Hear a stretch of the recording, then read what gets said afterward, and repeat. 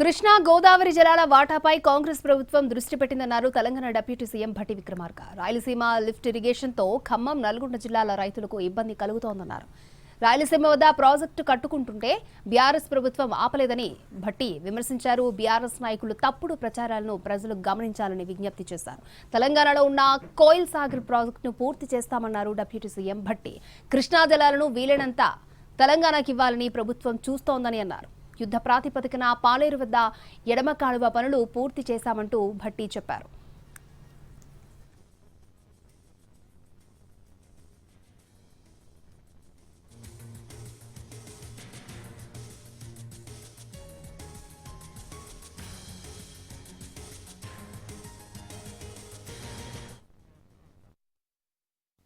మీ ద్వారా రాష్ట్ర ప్రజలకి తెలియచెప్పాల్సినటువంటి ఒక ముఖ్యమైనటువంటి అంశం ఏంటంటే, కాంగ్రెస్ ప్రభుత్వం,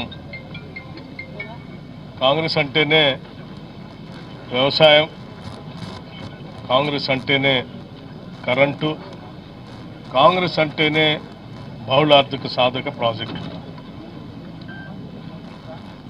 వీటన్నిటిని కూడా దూరదృష్టితో భవిష్యత్ తరాలకి ఉపయోగపడేట్టుగా పునాదులేసి కట్టినటువంటి ఆ ప్రాజెక్టుల ద్వారానే ఇప్పటికి కూడా ఈ ప్రాంత ప్రజలకు నీళ్ళు ఇవ్వగలుగుతున్నాం.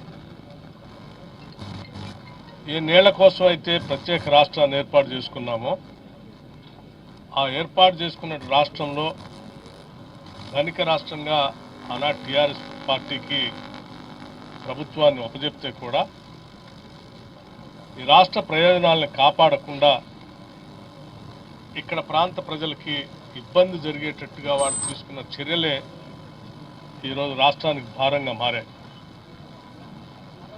అలా భారంగా మారినటువంటి పరిస్థితుల నుంచి రాష్ట్రాన్ని గట్టెక్కించడానికి, కాపాడటానికి రాష్ట్ర ముఖ్యమంత్రి వర్యులు రేవంత్ రెడ్డి గారు, ఇరిగేషన్ శాఖ మంత్రులు ఉత్తమ్ కుమార్ రెడ్డి గారు ప్రత్యేకంగా దృష్టి సారించి కృష్ణానది పైన, గోదావరి నది పైన, రెండింటిపైన తెలంగాణ రాష్ట్ర ప్రజలకు రావాల్సినటువంటి వాటా గురించి, పూర్తి చేసుకోవాల్సిన ప్రాజెక్టుల గురించి దృష్టి సారించి ముందుకు పోతా ఉన్నారు. వారు చేసినటువంటి టీఆర్ఎస్ వారు చేసినటువంటి తప్పిదాలని బహుశా మీ అందరికి కూడా తెలుసు. ఆ రోజు శ్రీశైలం డ్యాం పైన ఉన్నటువంటి జూరాల, శ్రీశైలంకు మధ్యలో రాయలసీమ లిఫ్ట్ ఇరిగేషన్ కట్టడం వలన ముఖ్యంగా నాగార్జున సార్ లెఫ్ట్ కెనాల్లో ఉన్నటువంటి రెండో జోన్లో ఉన్న ఖమ్మం జిల్లా ప్రజలకు ఇబ్బందిగా ఉంటుందని, అట్లాగే మొదటి జోన్లో ఉన్నటువంటి నల్గొండ జిల్లా వాళ్ళకు కూడా కొంత ఇబ్బందిగా ఉంటుందని పదే పదే వాస్తవ పరిస్థితుల్ని ఆనాటి కాంగ్రెస్ పార్టీ పెద్ద ఎత్తున ప్రజల సమక్షంలో మీడియా సంస్థల నాయకత్వంలో వారి మధ్యలో కూడా ప్రజెంటేషన్స్ ఇవ్వటం కూడా జరిగింది.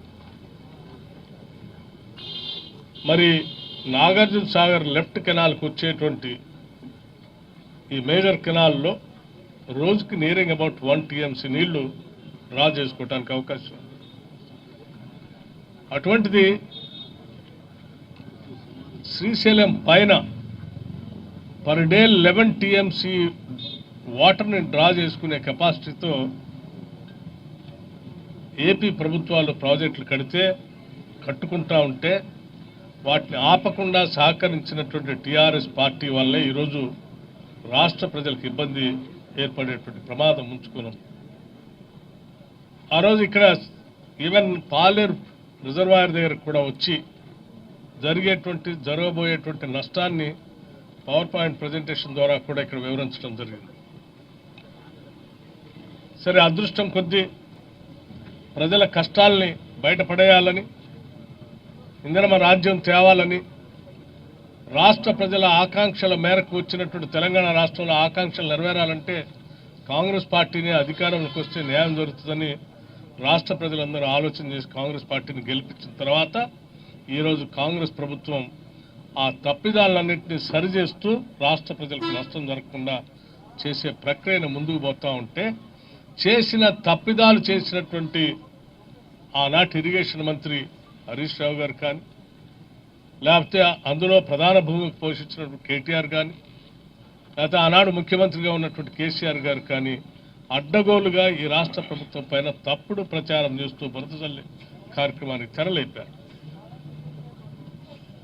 దీన్ని ఈ రాష్ట్ర ప్రజలంతా గమనించాలని చెప్పి ఈ సందర్భంగా మనవి చేస్తా ఉన్నాను. అలాగే వీటిని సరిచేసి త్వరితగతిన కృష్ణానది పైన మళ్ళీ ప్రాజెక్టులు కంప్లీట్ చేయాలని పాలమూరు రంగారెడ్డిని ప్రయారిటీగా తీసుకొని కలకుర్తి లిఫ్ట్ ఇరిగేషన్ తొందరగా పూర్తి చేయాలని, నెట్టెంపాడు, భీమా, కోయల్ సాగర్ లాంటి ప్రాజెక్టులన్నింటినీ కంప్లీట్ చేస్తూ జూరాల, నారాయణపేట కొత్త లిఫ్ట్ ఇరిగేషన్ కూడా తీసుకొని, జూరాల, నారాయణపేట, కొడంగల్ లిఫ్ట్ ఇరిగేషన్ కూడా తీసుకొని కృష్ణానది జలాల్ని ఎంత పెద్ద ఎత్తున తెలంగాణ ప్రాంతానికి వీలైనంత మేరకు ఎక్కువ మొత్తంలో తీసుకోవాలనేటువంటి ఈనాటి కాంగ్రెస్ ప్రభుత్వం చేసే కార్యక్రమాలు ఈ ప్రాంత ప్రజలకు మేలు చేసేటువంటి కార్యక్రమాలుగా ఉన్నాయి. మొన్న గత సంవత్సరం పెద్ద ఎత్తున వరదలు వచ్చి ఇక్కడ సాగర్ లెఫ్ట్ కెనాల్ సంబంధించి పాలేరు బయట నుంచి ఉన్నటువంటి తెగిపోతే కూడా యుద్ధ ప్రాతిపదికన వెంటనే స్పందించి పరిశీలన చేసి దాన్ని మరమ్మతులు చేయటమే కాకుండా ఈరోజు నీళ్లు వదిలిపెట్టుకుని ముందుకు పోతా ఉన్నాం. ఈ రకంగా ఈ ప్రాంత ప్రజల రైతుల అవసరాలను దృష్టిలో పెట్టుకుని ముందుకు పోవటమే కాకుండా వారు పండించినటువంటి పంటకి పెట్టుబడి సరైన సమయంలో పెద్ద మొత్తంలో ఇవ్వాలనేటువంటి ఆలోచనతో రైతు భరోసా పేరు మీద మొన్ననే ఇప్పుడే శ్రీనివాసరెడ్డి గారు చెప్పినట్టు కేవలం 9 రోజుల్లో 9,000 కోట్ల రూపాయలు, అట్లాగే 21,000 కోట్ల రూపాయల రుణమాఫీ కింద 29 లక్షల పంప్ సెట్లు, అగ్రికల్చర్ పంప్ సెట్ల కింద 17,500 కోట్ల రూపాయలు, అట్లాగే రైతులు పండించినటువంటి వరి ధాన్యానికి సంబంధించిన సన్నొడ్లకి 500 రూపాయల బోనస్, అట్లాగే రైతాంగ సోదరులందరికీ కూడా వారికి ఇన్సూరెన్సు, ఇటువంటి అనేక వ్యవసాయ అనుబంధ కార్యక్రమాలకి పెద్ద ఎత్తున ప్రోత్సాహం అందించాలనేటువంటి ఆలోచనతో ప్రత్యేక దృష్టి సారించి ఈరోజు కాంగ్రెస్ పార్టీ ముందుకు పోతా ఉంది, కాంగ్రెస్ ప్రభుత్వం ముందుకు పోతా ఉంది. ఈ కార్యకలాపాలన్నీ కూడా ఈ రాష్ట్రంలో ఆహార ధాన్యాలను పెద్ద ఎత్తున ఉత్పత్తి చేయటానికి, తద్వారా ఇది తెలంగాణ అన్నపూర్ణగా,